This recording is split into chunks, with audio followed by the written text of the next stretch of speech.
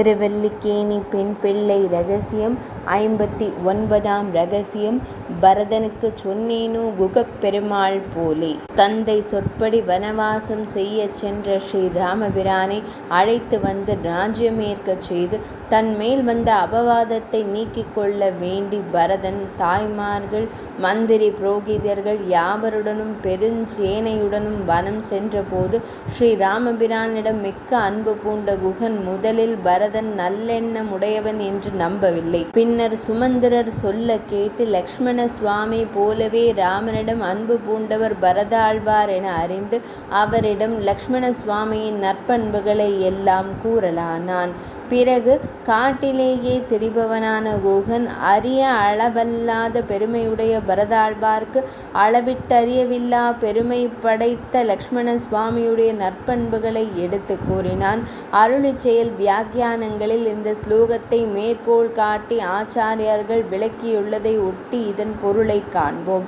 பரதாழ்வான் வந்தபோது குகப்பெருமாள் அறியாமையால் அவனை ராம விரோதியாக கருதி இவன் எப்படி கங்கையை கடந்து விடுகிறான் என்று பார்த்து விடுகிறேன் என்று சீற்றமடைந்தார். பின்னர் சுமந்திரர் வாயிலாக கேட்டும் நேரே கண்டும் பரதாழ்வார் சுபாவத்தை அறிந்த குகப்பெருமாள் ஆச்சரியப்பட்டு இவனுக்கு சத்ருமசமான உபகாரம் ஏது என்று ஆராய்ந்து இளைய பெருமாளுடைய சத்பாவங்களை அவனுக்கு சொல்ல புகுந்தான். சத்பாவம் நல்லோர்களுடைய செயல்கள். ஒருவனுடைய நல்லியற்சை அறிவது அவன் அனுஷ்டானம் நடத்தை கண்டீரே. பெருமாள் கண் வளர்ந்த அருளுகைக்கு புல்லறுத்து படுக்கை அமைத்து தாமரை இலையில் தீர்த்தம் கொண்டு வந்து அர்க்ய பாத்தியங்கள் சமர்ப்பித்து மேலும் பருக கொடுத்து அப்படியே பிராட்டிக்கும் பண்ணி கண் வளர்ந்து அருள பண்ணி கையும் வில்லுமாக கொண்டு நோக்குகை லக்ஷ்மண சுவாமியிடம் கண்டது. அந்த விருத்தாந்தங்களை கூறினார் குகப்பெருமாள். பகவத் விஷயத்திற்கு பழையார் புதியார் என்றில்லை. அறிந்தவர் சொல்ல ஆதரமுடையார் கேட்கும் இத்தனை இளைய பெருமாள் படியை பரதனுக்கு ஸ்ரீ குகப்பெருமாளிரே சொல்லுகிறார். ஆதிசேஷ வாக்குக்கு நலமல்லாததையும் சொல்லுவதே. பரதாழ்வாரிடம் குகப்பெருமாள் கூறிய ஸ்லோகம் ஆசர்ஷேத சத்பாவம் லக்ஷ்மணஸ்ய மகாத்மனக பரதாயா பிரமேயாய குஹோ ககன கோச்சரக.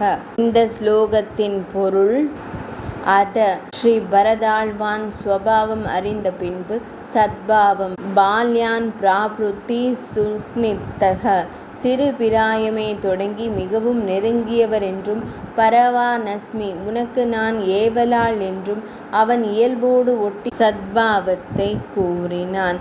லக்ஷ்மணஸ்ய மகாத்மனக கடலை கையால் இறைக்கத் தொடங்கினான். களியின் பெருமையை கடலுக்கு சொல்லத் தொடங்கினான்.